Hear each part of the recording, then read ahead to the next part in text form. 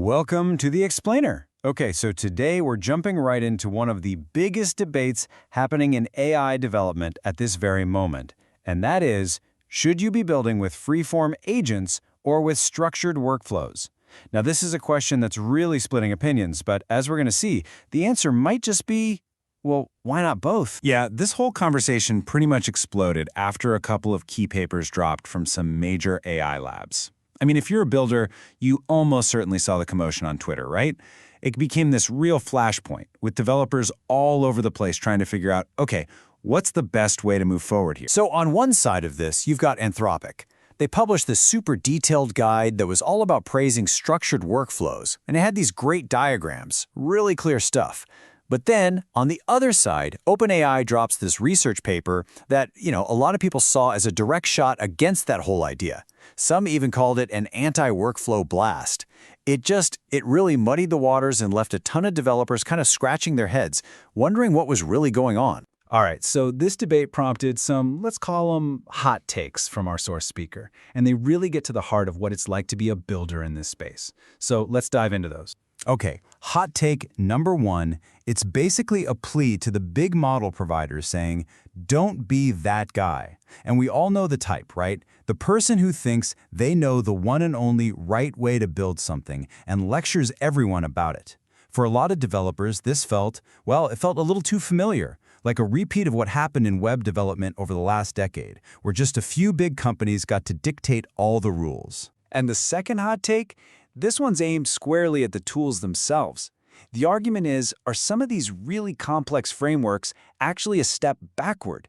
Are they making it harder, not easier, for us to build solid, robust applications? He's talking specifically about APIs that make you think in terms of nodes and edges, where you're manually wiring everything together.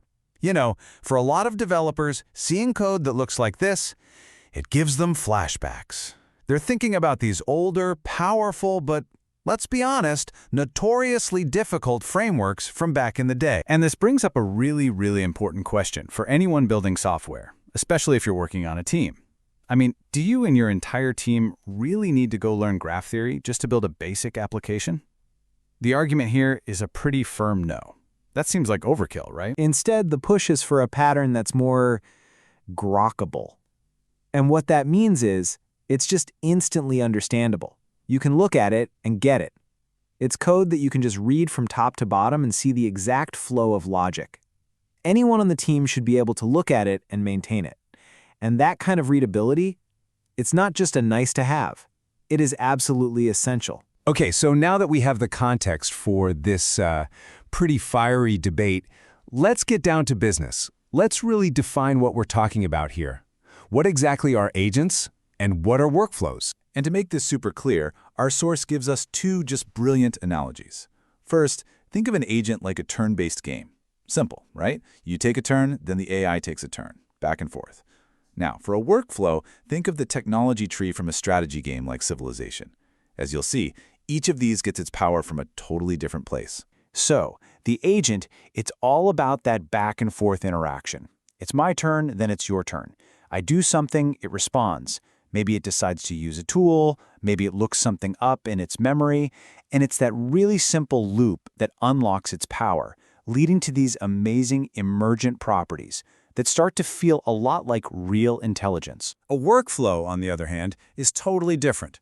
It's all about dependencies and control. Think of it like a rules engine. And just like in that Civilization tech tree, you have to discover bronze working before you can even think about researching iron working. Step A must happen before step B.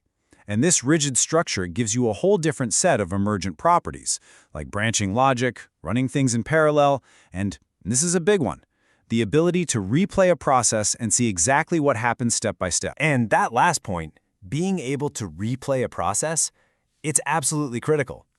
The speaker makes the point that because non-determinism, that kind of inherent unpredictability, is at the very core of AI, being able to trace your steps and replay them is like 10 times more important in AI engineering than it ever was in traditional software engineering. 10 times! That's huge! So if agents give you all this creative power and workflows give you this reliable, traceable control, which one should you choose? Well, the core argument here is that That's actually the wrong question to be asking. You don't have to choose. Really, it's all about trade-offs. It means you can look at your application and decide, piece by piece, okay, this part here needs the creative, sometimes unpredictable power of an agent. But this part over here, it needs the rock-solid, reliable control of a workflow. You can start with that raw power, and then anywhere things start to go off the rails, that's where you inject control. Now, this is where it gets really, really cool. Because these two things aren't separate.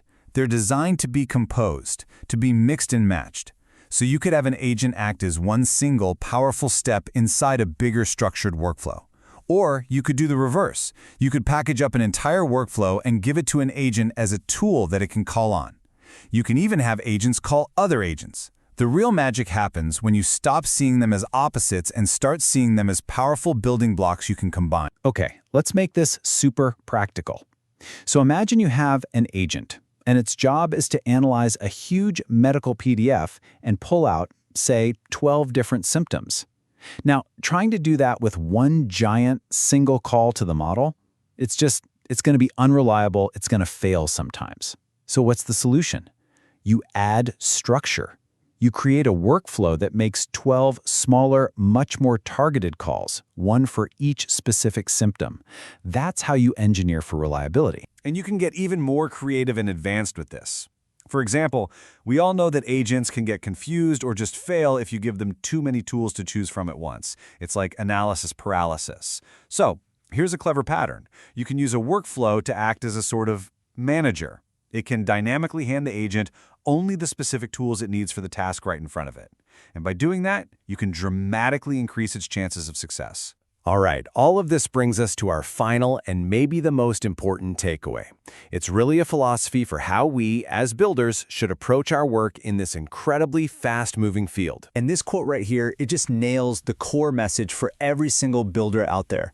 We are a community of practice, not a community of theory. What that means is, the stuff we're all building in the real world, it's just evolving way faster than the academic theory can possibly keep up. So the big takeaway here is actually pretty simple, but it's also incredibly empowering. If your agent works perfectly fine with 20 different tools, even if some research paper says that's way too many, then guess what? Your practice is what's right. Trust your results. In that case, it's the theory that needs to catch up to you, not the other way around. So how do you actually figure out the best pattern for your project? Well, the best way is often the simplest one. Try to explain your architecture to a friend or a colleague. Get up and draw it on a whiteboard. Just the act of trying to articulate it out loud, that's what will expose the weak spots. And once you see them, you can ask those key questions. Okay, where is my application unreliable? And how could I add a little more structure to that specific part to make it better? So as you go out there to build the next generation of amazing AI applications, remember, the real question isn't about which side of this debate is right. It's about finding your own unique mix. It's about looking at your project and asking, where do I need the creative, emergent power of an agent? And where do I need the rock-solid, predictable control of a workflow? The best answer? Well, that's the one that you're going to build.